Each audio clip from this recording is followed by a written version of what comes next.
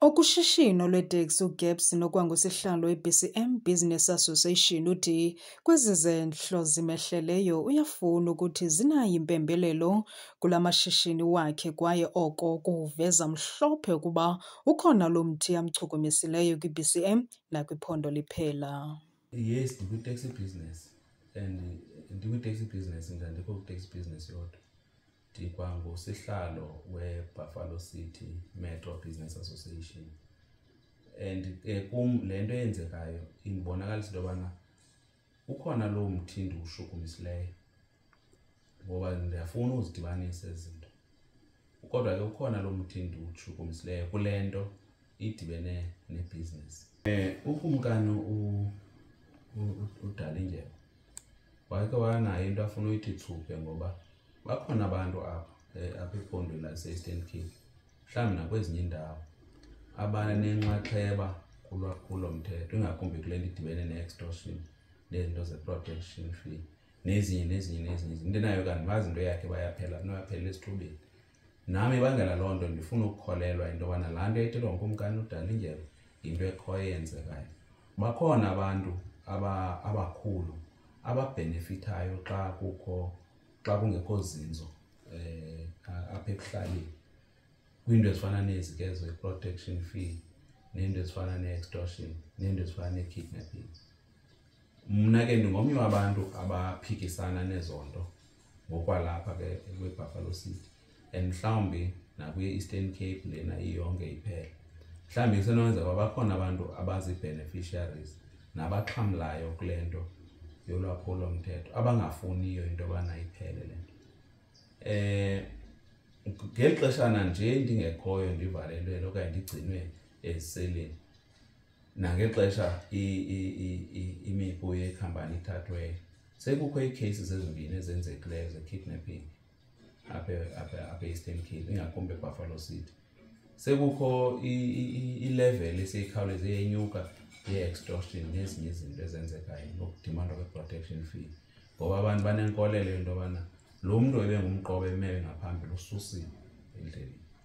So ndiyafuna ukukholelwa uGeneral Mkhwanazi wase-KZN ongu-Provincial Commission uneprogram phayana yokuphelisa ulwaphulomthetho ngokusebenzisa isandla esiqinileyo. Ndinenkolelo into yobana laa program nalaa mission nalaa vision kaGeneral Mkhwanazi i-compromised and i-hijackiwe ngabantu abafuna uyisebenzisa for ii-personal interests zabo nee-personal agenda zabo ezingenanto kwenza nokunqandwa kolwaphulomthetho.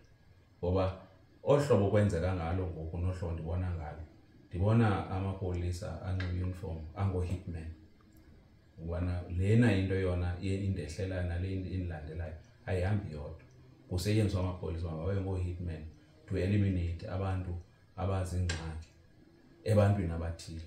Umyalezo endifuna ukuwusa ku-Minister of Police u-Honorable Mchunu into yobana ndicela into bavula amehlo ajonge apha ecaleni kwakhe abantu ahamba nabo nabantu mhlawumbi asondelelene nabo. Bakhona laa nto kuthiwa ziitapile ezibolileyo ezenzekayo ingakumbi apha esipoliseni. Ubuya iqaphela le nto nalo General Mkhwanazi semncomayo yobana ulwa nolwaphulomthetho ebesandoba nengxaki ngoku yokutyibekwa ngezisolo nangezityholo ze-corruption nezinye izinto. Ikunika inkolo ke ngento yoba le nto kungenzeka uba naye liphulo lokumsusa lokumguzula bambeke ecaleni ngoba ikhona le nto ayiphazamisayo.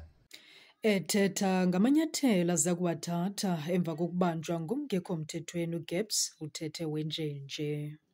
Igqiza lam lezomthetho i-legal team ibhizi iqwalasela zonke iinkalo esinothi senze ngazo. Ukuqala kulena yobana ii-damages ezenziwe ngamapolisa apha ngokuvandalayiza kweproperty yam nayo yonke nje into abayenzileyo ukuvandalayiza imbuyekezo izawujonga kanjani. Okwesibini nale yokuvalelwa ke eziseleni ngokungekho semthethweni yinto endicinga ubana siphezu kwayo sizazama uyiqwalasela siyilandelele ngokumbaxa. Asizujika kuleyo into.